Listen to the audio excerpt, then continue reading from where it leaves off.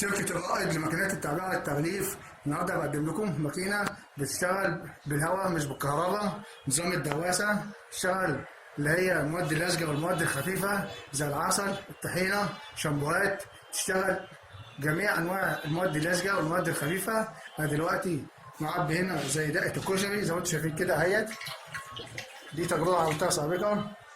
وادوس على الدواسة اهو، ادوس دوسة تانية اهو، تشتغل اي حاجه انا عايزها زي ما انتم شايفين كده، سواء لزجه او خفيفه. ادوس دوسه ثانيه اهو، ادوس دوسه ثانيه. برطمانات تعبي شوكولاتات، عسل، طحينه، دقه كشري تعبي اللي هي مستحضرات اللي هي الادويه، مستحضرات التجميل تعبي.